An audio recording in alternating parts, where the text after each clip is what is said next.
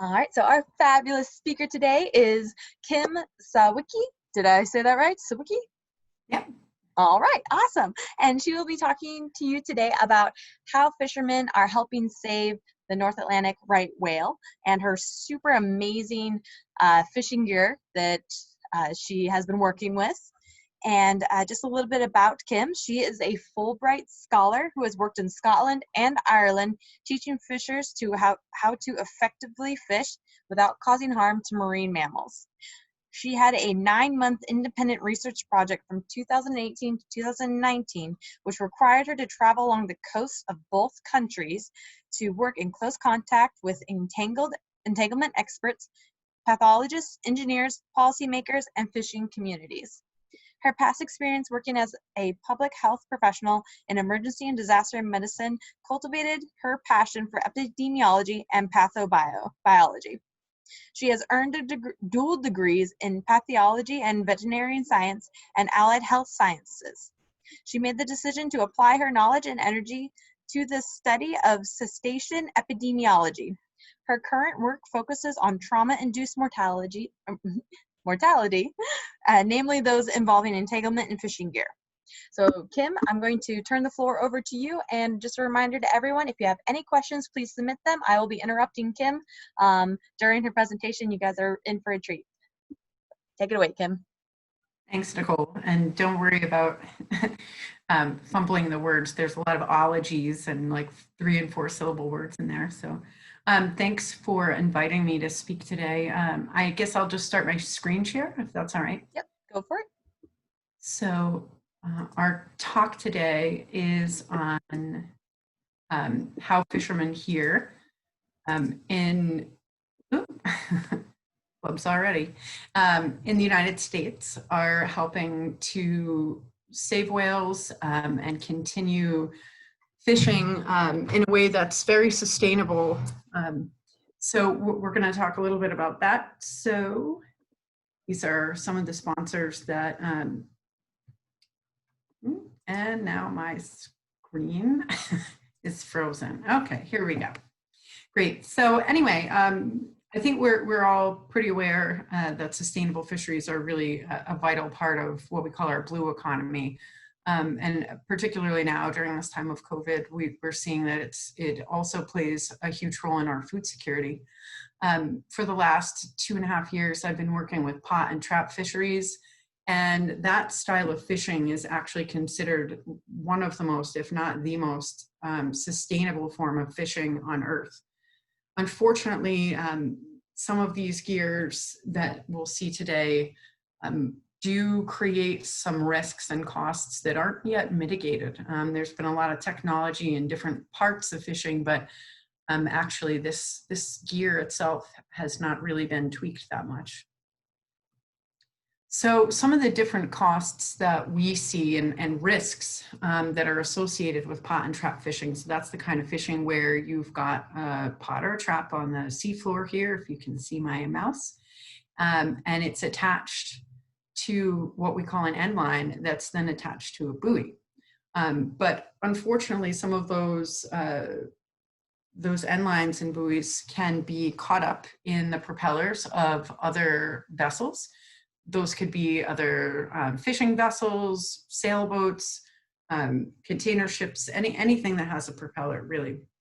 And those entanglements of the propellers can cost anywhere from a few hundreds of dollars to millions of dollars if there's a risk to human life or safety or to the cargo that's on the vessel.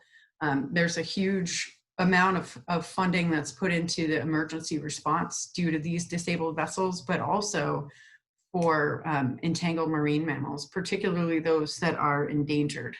Another factor that's caused by interaction either with vessels or weather or wind to these end lines and buoys is the loss of that buoy and end line, which leaves all of these traps that you see down here on the seafloor where they continue to ghost fish, which means either the intended catch, so in this particular picture there's lobster there, stuck in those pots at the bottom of the ocean that fishermen can't harvest. And so that's a huge loss, not only for the fishery, but it's really just a terrible waste of the animal's life, because it doesn't go to become product that we can eat. Additionally, all of this trap and pot gear really does cause, over time, damage to those like sensitive benthic seabeds, can damage corals, and can catch other things that we really don't want to catch in there, including other fish, octopus, and things that might be endangered that we don't even know we're killing. So that's a real issue. We touched on this a little bit, but entanglements are really something that are a global concern all around the world. You can find very easily with a Google search, or even just a look on Facebook, how many hundreds of animals are entangled in this gear every year.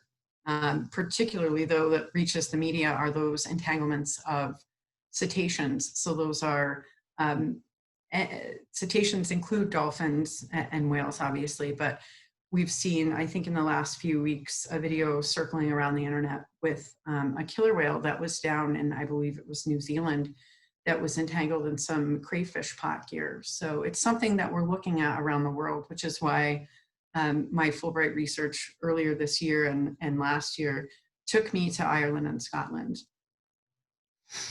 There was a really great question submitted ahead of the Lunch and Learn, and it really concerned the issue of disentanglements. And I believe that the question was, well, you know, is it not easier to just disentangle a few whales rather than change all the fishing gear? And that's an awesome question. That's actually one of the best questions I've ever gotten.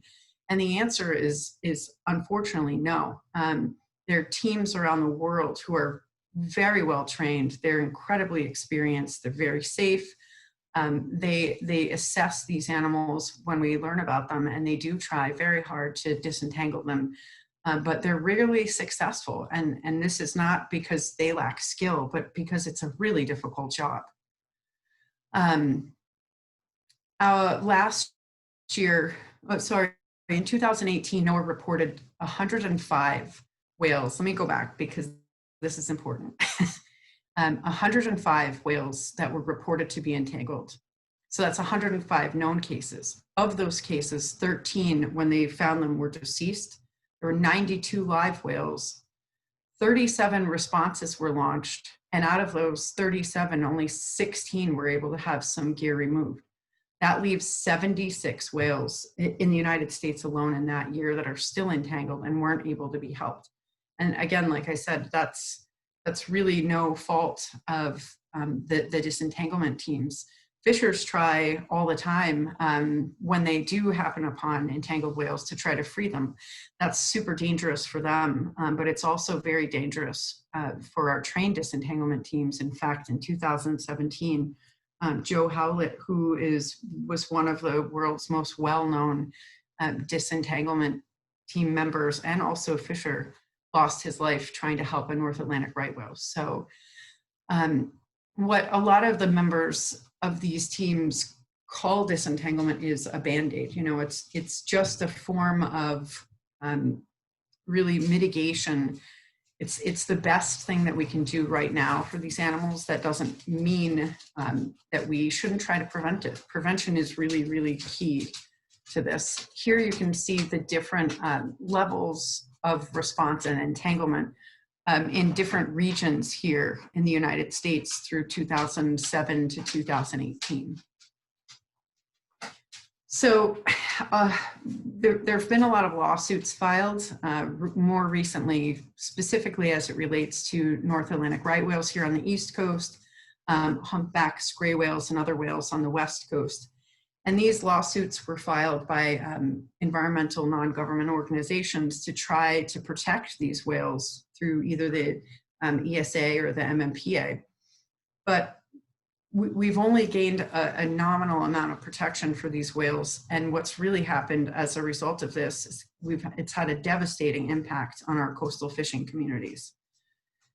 Also, unfortunately, these closures don't guarantee the safety of migratory whales. And with climate change right now warming our oceans, the food sources of a lot of these whales is also shifting. And it really leaves them no choice other than to follow their food to wherever it goes.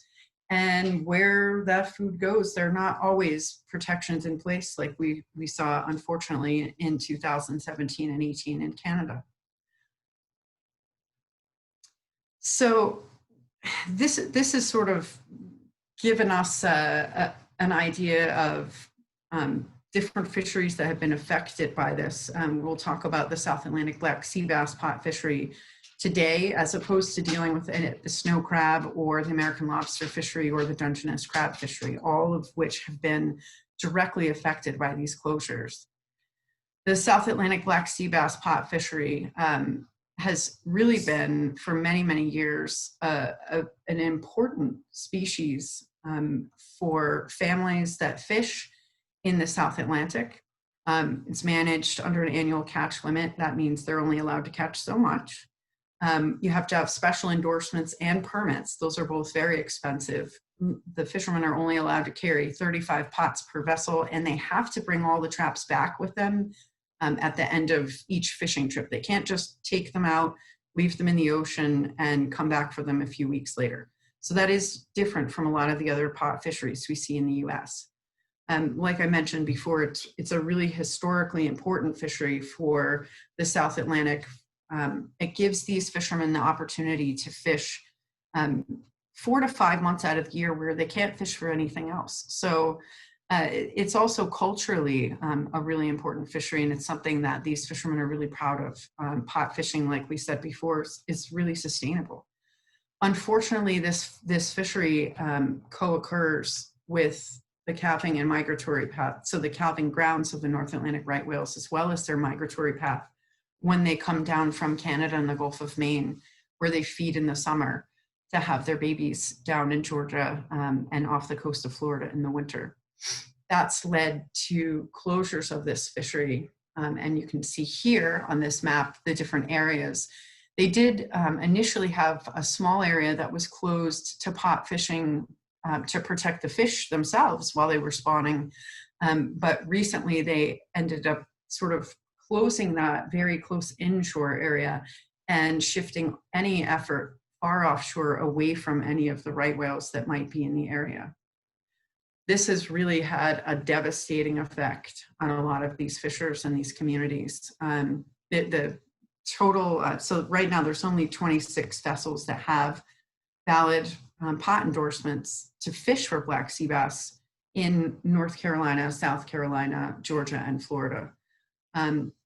These closures really have just sort of encouraged fishermen not to fish for this at all because it doesn't make sense economically. So this, being a whale epidemiologist and working on this issue, I thought a lot about it and thought, you know, there might be a little bit of a difference in the attitudes of fishermen in this area than there are in other areas of the United States where different techniques and alternatives are sort of being forced upon them. So I approached a fisherman that we've been working with. His name is Charlie Phillips. Sorry, I had to take a sip of water. Back in 2018, and asked him if he'd like to try this new interesting fishing gear that might be able to help him get back in the water and not pose a risk at all to any marine mammals or animals through entanglement.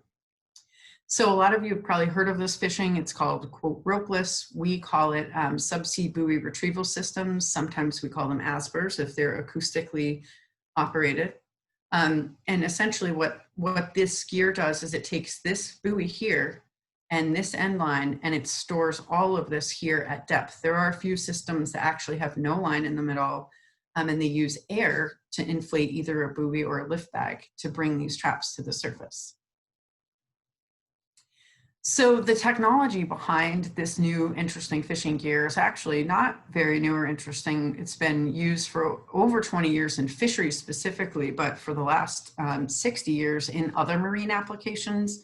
So oceanographic equipment's been stored at the bottom of the sea for at least the last 50 years. And it was actually a fisherman in California who thought it might be a great idea to try to combine what he was doing with his pots and traps with this oceanographic equipment to get rid of that line and buoy. It's just amazing. So here's a little animation about how it works. So it's called ropeless or lineless or pop-up or on demand. We call them ASBRS here. They're deployed as normal traps, but the last piece of equipment that enters the water would be one of these ropeless devices instead of just the line and buoy. So here you see the traps being dropped as normal, and the last trap right there goes in, and it's attached to this acoustic device. Sorry about the dogs barking in the backyard. It's COVID. So the benefits of these acoustic subsea buoy retrieval systems are that they store the buoys and retrieval devices at depth, and that allows whales to swim freely. There's no risk of any of that line that we normally see here in the water getting wrapped around them. And the best part about it is that it's activated either by a timer, but in this case, an acoustic transducer, only when the fisherman comes back to the trap and asks it to come up. And now this gear is actually in the water column for a few minutes, as opposed to a few days, a few hours, and even in some fisheries, a few weeks. So Nicole, I just want to stop here and see if anybody has any questions. Does anybody have any questions? We don't have any submitted so far, but I do have a question. Sure. So, oh, here we go. We do have a question. So we'll check with this. So we have a question that says, how much do these devices cost? Great. That's a great question. And it's the very first question I hear from fishers all over the world. So they actually vary in cost right now. All of the different manufacturers that are working on this gear are working on business plans to scale up production of their devices, which will obviously drive down the costs and get them to an economy of scale. But right now they do vary anywhere from a few $100s to a few thousand. And we'll actually see some interesting innovations that we've done with this project that we've been working on to help with that. So we can talk a little bit more about cost later, but right now the answer is a few hundred to a few thousand, and projected in the next 10 years to be under 100 to a little under 1,000. So do we have any other questions right now?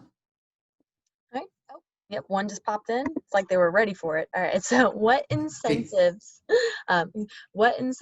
beyond saving marine life are offered to fishermen? I'm assuming by using this type of equipment. Okay, so right now, one of the things that we're actually working on and very supportive of is offering or finding a way to allow these any fishers that want to use ropeless equipment in closed areas. So when an area is closed to everyone else, we'd like these different fishers to be allowed to fish in that area.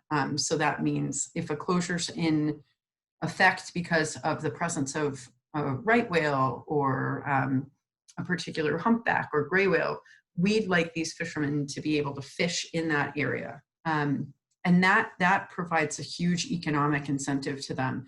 Like I mentioned earlier, particularly with the black sea bass fishery, there are only 26 endorsements, and those are spread out among a variety of different fishermen, but none of them are really able to fish with their pots and to do what they've always done. So right now, most of them are just electing not to fish at all for that fish whatsoever, and that's really obviously hurting their pocketbook. So being given the opportunity to fish again during that closure is a huge incentive right off the bat.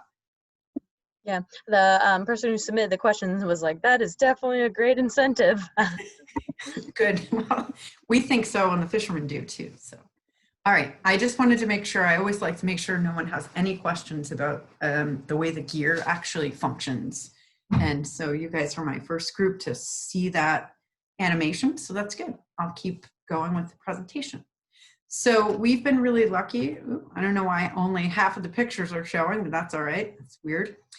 So we've been really lucky to work with a variety of different ropeless gears that have all been donated by these different manufacturers for the research and the pilot projects we've been doing. Here are, you know, it's a little infographic here of the different gears, but here they are actually being used, fishers being trained on them, being used to haul up gear. This is a trial here in one of MRC's excellent volunteers. Oh, actually, I think she's paid. This is this was done with Julie Albert at the courtesy of her excellent next door neighbors, or it might have been diving at Hat's Diving Center with Joel Cohen and Julie Albert. So we were testing the very, very first version of the lobster lift, which is the device I mentioned that inflates a buoy, which is truly, truly ropeless and lineless. So it's pretty awesome. We've also been able to work with FeoMarine's Feo buoy that's been around for over 23 years. That company is based in Tasmania, Australia. Desert Star's ARC-1. We also have a system called Subsea Sonics. They've got an AR-50 and it's almost identical to the ARC-1 here that you see. There's an acoustic release mounted here on this side of the bag, and all of the rope and buoys are stored safely in the bag until it's time for them to come up. This here is the assured Moby model. That's a great one. We just got to try that out in North Carolina. EdgeTech, oops, messed up the text there. EdgeTech's 5112 is a device that was initially built for the lobster fishery and snow crab. It's really heavy duty. And then we've got some other different devices. We've got a Smelts and a Subsea Sonics. It's a TR4RT. So here are some of the recent trials that were done. This is were all done in Scotland. This was at a training where the Scottish Entanglement Alliance trained different fishers from around the country in how to safely disentangle whales. They had a David Matilla from the International Whaling Commission and the Center for Coastal Studies do a class with them on this. It's great, but they also learned about ropeless. And then through that training, they asked to do trials. This spring, we did Dockside demos and trials, Julie and Joel and I, for different members of Georgia DNR. That turned into what we call the Ropeless Roadshow, and we were invited here to, this was in Ormond Beach, to work with some crab and black sea bass pot fishers, teaching them about all the different gears. We did some dockside training and trials here this fall and also in the spring in Townsend, Georgia. This morphed into an additional trial in North Carolina with another black sea bass pot fisher. Here we are standardizing all of the traps, because with any gear, any new gear adjuncts, you need to make sure that your controls are all the same. So Joel and Julie and I worked tirelessly with our friend Alana Kelly, who came. We just essentially got all of these different traps as close to the same as possible so we could go out and fish them with fishermen. Here's Brian Fleck. He's the Associate Director of the UGA's Marine Extension and Georgia Sea Grant. He was our partner on this little pilot here. You just see us all working with each of the different gears. We had some tremendously foul weather, as everyone knows, in September with lots of different hurricanes and tropical storms in the area. So we ended up having to bring all of the gear with us pretty much every time we went out, because we didn't know when we'd be able to go out again. So one of the biggest facets to this work is having input from fishers, but also support of the community that is supported by these fishers. And it's been a really great, so far, just a really great experience working with these guys in these different communities. we've got Florida, Georgia, Florida again, Scotland, North Carolina here depicted. And these are all fishers who were interested in the different technology and what opportunities it could offer. Here we are again, just working with some of the gears underwater to take videos of how they actually function so that fishers can see the up close, just the sort of the mechanics of how each of the different systems works. Teaching them about the different software that's available and the different apps that have been built, and really just answering questions. There are lots of questions related to this gear. So that's one of the biggest things that we can do to help is this outreach work.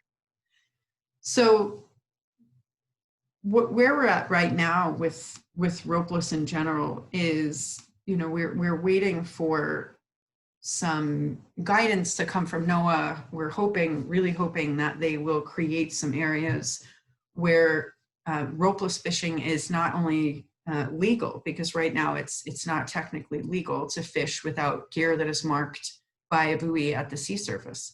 But we're hoping that they'll help us fund these projects and also support these fishermen in using feedback that we get from them to make the gear work better for them, so that everyone will be able to hopefully transition over to this much safer style of fishing. We've been working very hard to try to essentially form and fund a gear library or gear cache, so that gear that's needed in one fishery that's only a few months or a few weeks long. In the case of Canadian snow crab, they have some areas where they can only fish for that for 8 weeks out of the year. So to help with the initial startup cost of this type of fishing, we're hoping that they can find some partners, for example, in the Black Sea Bass Pot Fishery, and share some of these gears to offset the costs. It's really important in areas that are suffering closures right now, that they get as much support, not only from researchers like Julie and Joel and myself, but also really from our government and from industry and donations. We've also had an amazing amount of support from Conserve.io. This is a company that has been working really hard to create a virtual gear marking system. So we talked about how we're not able to see that buoy at the sea surface now, which means also enforcement like DNR and FWC are not able to see if there's gear, if it's fishing, but also other fishers aren't able to see it. So to avoid gear interaction where one fisherman might accidentally place his gear over the top of someone else's, we really need to have a way for all of them to communicate where gear is underwater. So Virgil Zetterlund has been amazing in helping support our project. He was really the inventor of the Ocean Alert app that we use all over the United States to track any sightings of whales. He also invented Sharktivity and Ocean Alert. So these are different projects that Virgil's worked on, and he's lent his experience to us very generously over the course of this project. We're also working with another manufacturer called PingMe, who helps us to locate gear underwater without the need for any GPS, but only an echo sounder. So those are two companies that are working with us on this gear to try to make it so that it's affordable and really manageable for everyone. There are a few different things, and the costs, or the cost question comes into play here. So with the Black Sea Bass Pot Fishery, all of those pots that you saw, they're only 2 feet high by 2 feet wide by 2 feet deep. So they're quite small, and they're only allowed to have 35 of those out at a time. So we're trying to think of a way to make it more economically viable for people in this fishery to actually be able to fish for that gear. And so that sort of brought about what we call the 4x.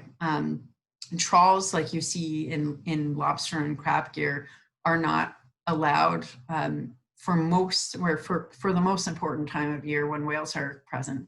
So we wanted to be able to attach one ropeless or ASBRS system to 4 traps at a time, so that fishers only have to buy 1 gear for 4 pots, as opposed to 35 different ropeless gears for 35 different pots.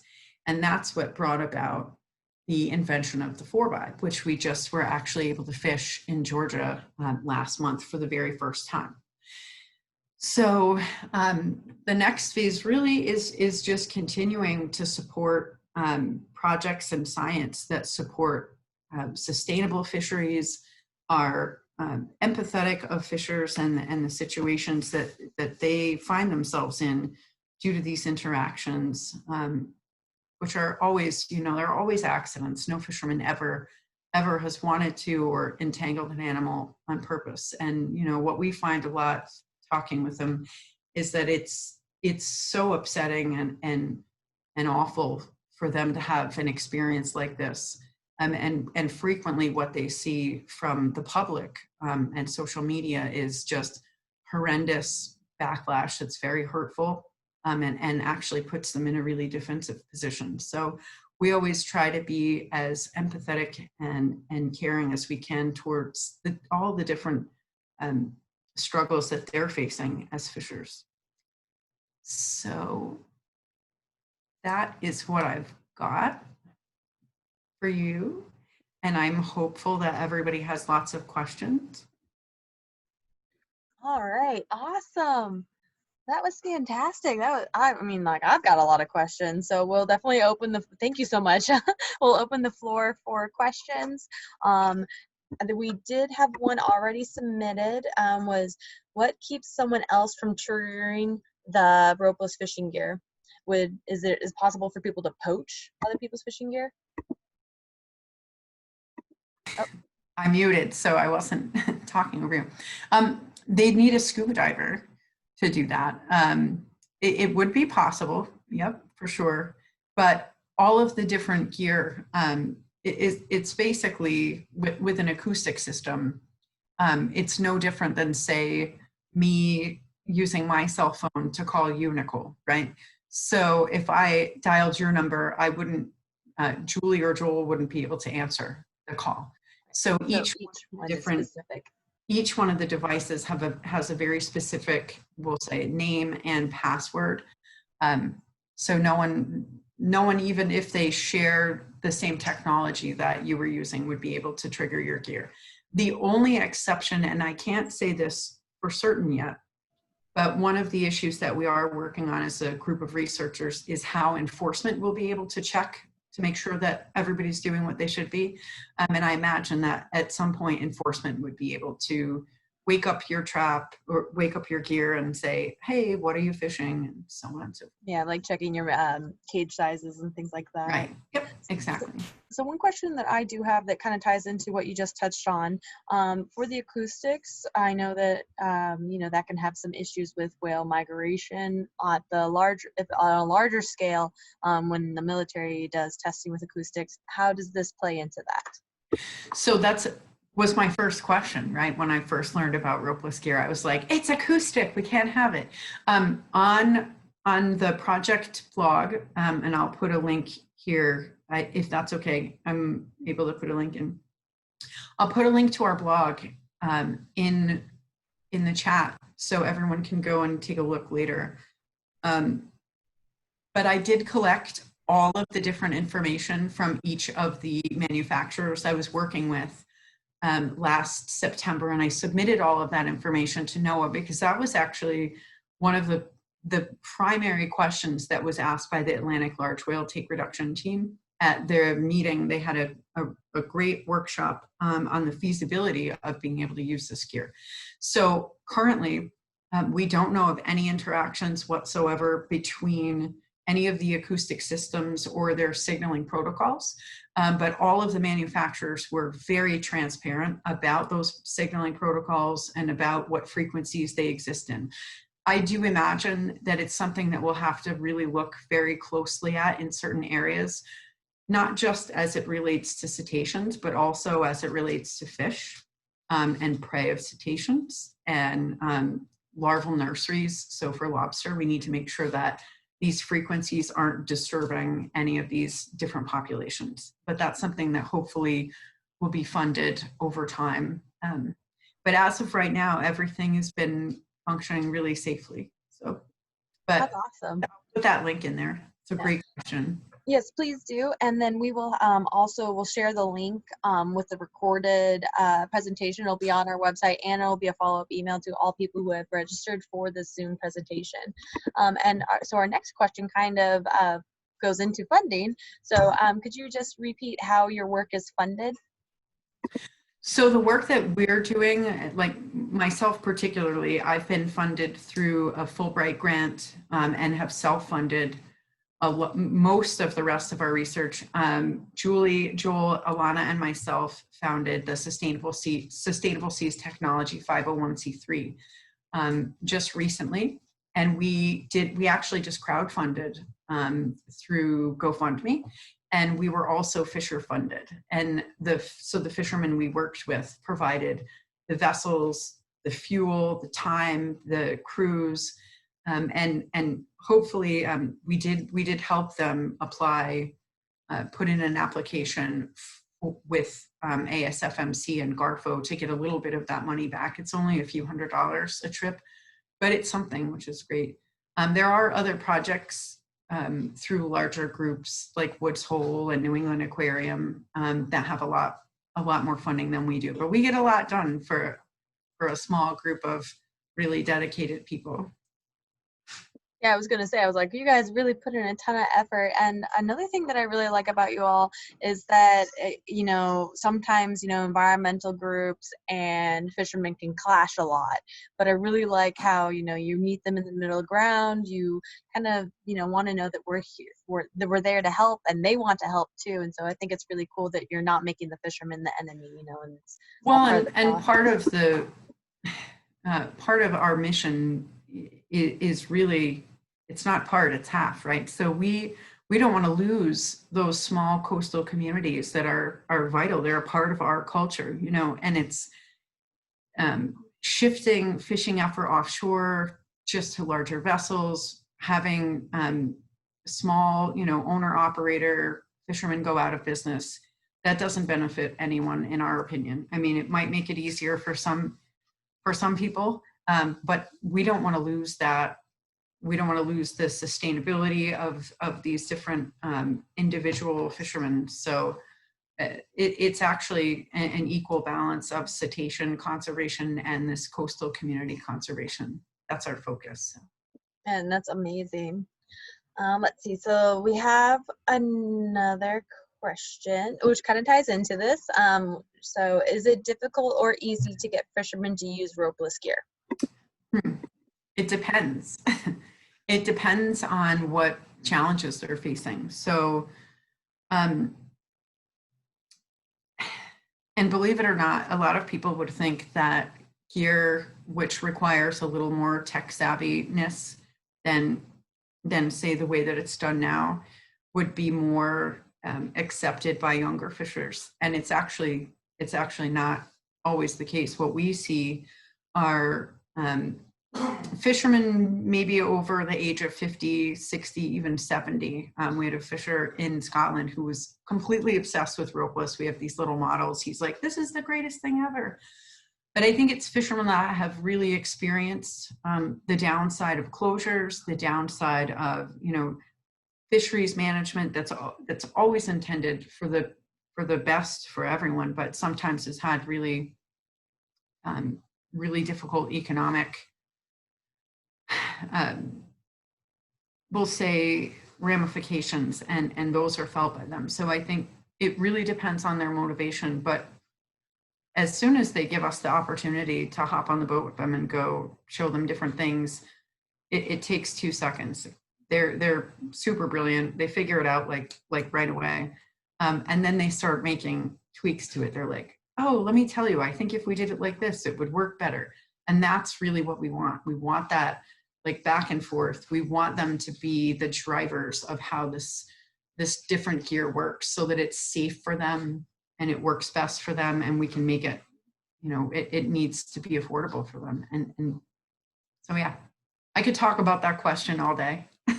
No, I totally get it. And that, you know, it's all great information too. It's nice to see that you're really taking in the feedback that you're getting from the people that are actually using it. And, you know, a lot of people, you know, might not realize how much knowledge a lot of long-term fishermen do have about the environment and the ecology, especially what they're focused on. So another lead in, so I've got two questions. So you can go pick whichever one you want, similar but different. How many years away are we from the industry adopting this technology? And then the other one is, are there any types of grants for the fishermen to get the equipment? So they kind of tie in together. So grants, we're always working on grants here, and that's grants to fund them either purchasing or using or trialing. So right now, what we are working toward is getting feedback, direct feedback, because we obviously don't own the gear, right? It's lent to us. And so what we do is the manufacturers lend us the gear, we take it out fishing, we bring back the feedback that we get, and then that makes it to this, you know, we give it to the manufacturers and then they tweak the gear. So right now we're still very much in that tweaking phase. If we needed to shift to ropeless fishing and we had all of the money in the world, we could do it tomorrow. I mean, that's the issue though, is funding. So we really need to, I think, all of the different research groups that are doing projects for ropeless need to get together and standardize sort of at least the basics of what we're collecting for data, so we can push this up to the powers that be to ask for funding to outfit communities with the gear. Yeah, and so that kind of tied into another question. We'll pass on my questions. We'll make sure that the other people get more questions in. But I love how you know, the manufacturers are really realizing where fishing gear is headed, and I like that they're, you know, this whole process is benefiting everyone. So it's really cool how this is going. So another question is, how efficient is the ropeless gear? Are the pots full when you bring them up? So we haven't seen any effect on catchability. So like the actual pots are still as efficient as they have been. We need to do more research on this, obviously. I've watched a lot of videos from a lot of cameras that that Joel put into all of the traps in our last 8-week trial, hours and hours of video. And we actually captured a great video of an octopus punching a black sea bass in the face, which is really funny. But we were able to see that fish that were too small, so we call them sublegal conspecifics, were able to get out. Even with our gear modifications, that 4x system, fish had no problems getting in and out. We don't anticipate, they don't seem to be affected whatsoever by having ropeless gear on or near or attached to the actual traps. That obviously, you know, can vary between species. So it's not expected that any other species would be affected by it, but it is something we always watch out for. You never know, right? So we have to be really vigilant about it. That was a great question. No. And so then another question is, what is the probability of losing buoys on the gear? Ropeless buoys or regular buoys? Ropeless. It really varies. So far, we've never lost anything.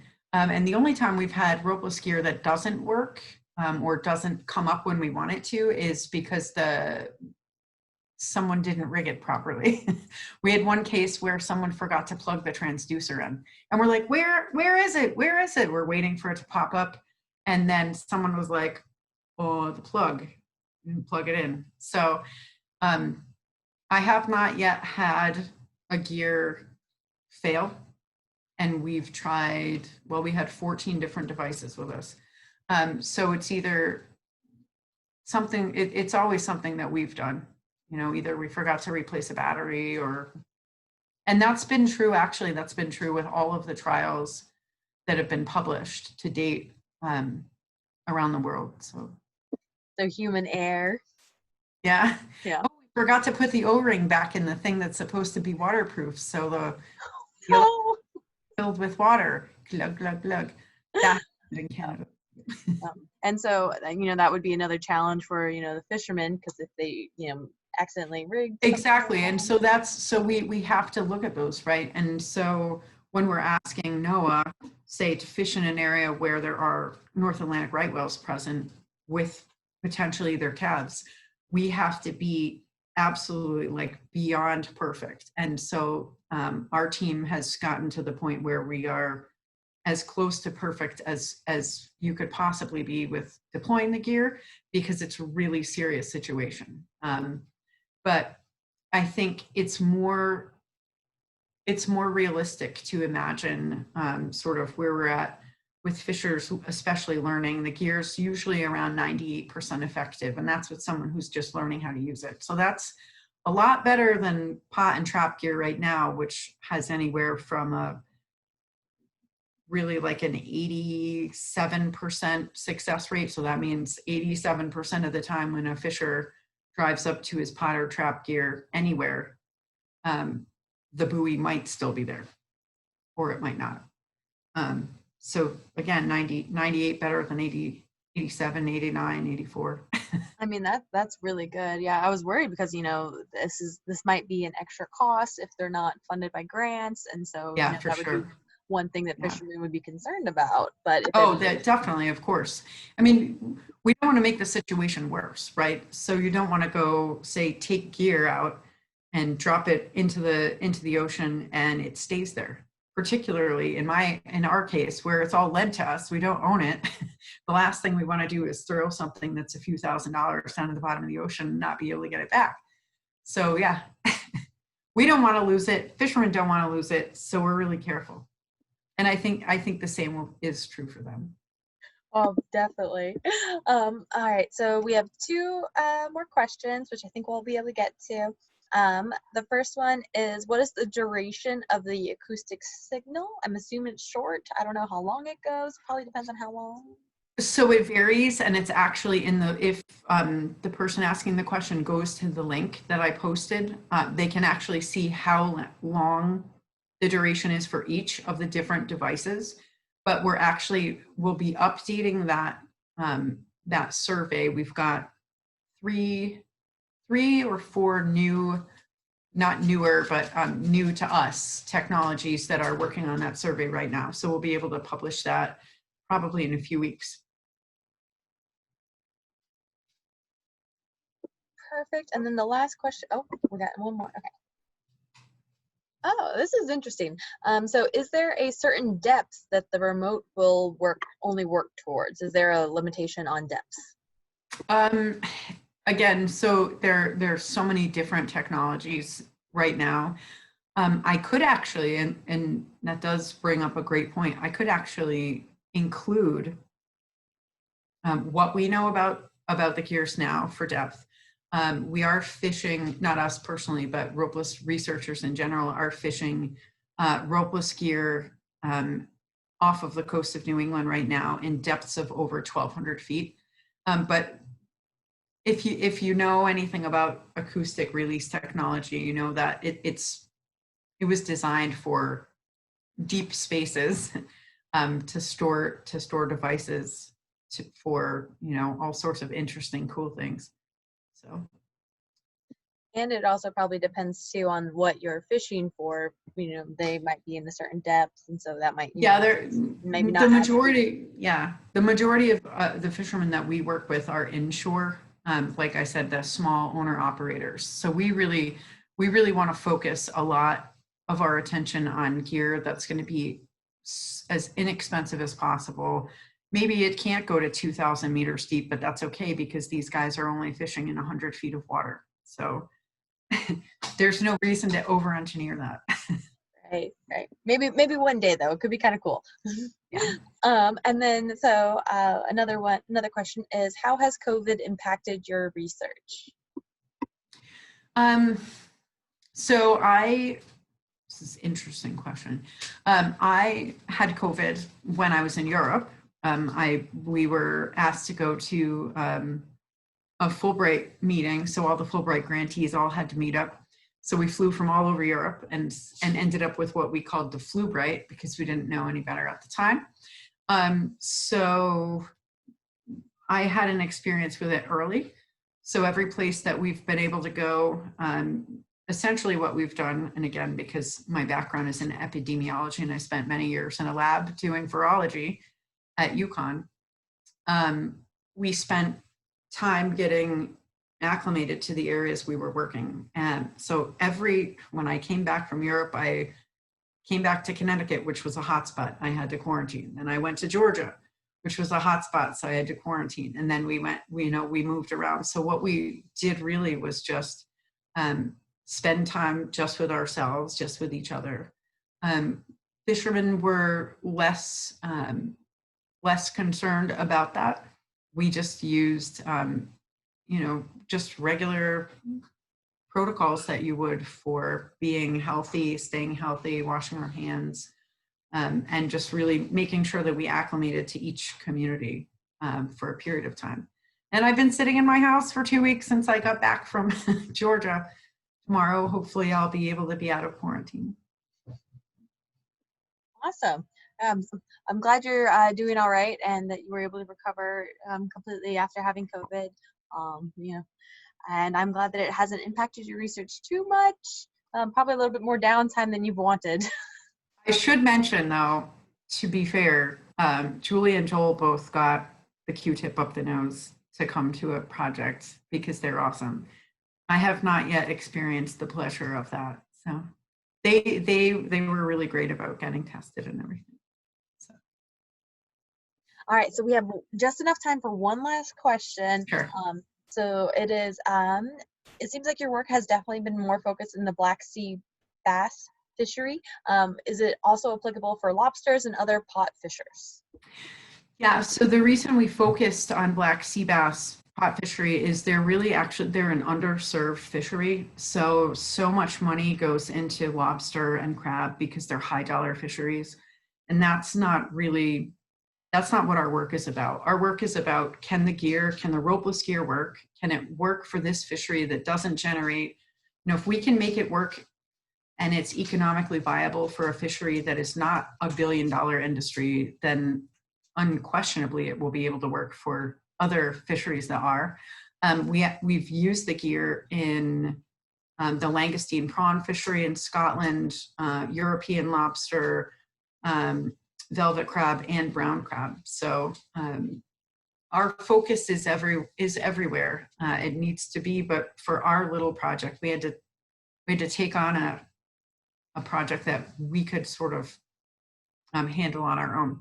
And there is the Dungeness crab fishery on the West Coast. And so all of the gear is used in all of those different areas, and it's being researched with right now. So. That's awesome. I mean, I like that you went with kind of like almost like the biggest challenge first. And I really like that it also, it does relate back to Florida because, the North Atlantic right whales pass right through that area with the Black Sea bass fishery coming all the way down. I always want to say bass, not bass, so I always have to catch myself. But we are at the end of our time period. But I just want to say thank you so much, Kim, for such an informative presentation and all the great work you do. For our participants, if you had to jump off, this is recorded and will be uploaded to YouTube today or tomorrow, and it will definitely be on our website in the coming days. So thank you so much again, Kim, and it was wonderful to meet you. I just want to thank everybody for their great questions. Thanks. Yeah, lots of great comments. Reach out to us if you have any other questions. Yes. All right. Thank you so much. Bye. Have a great day.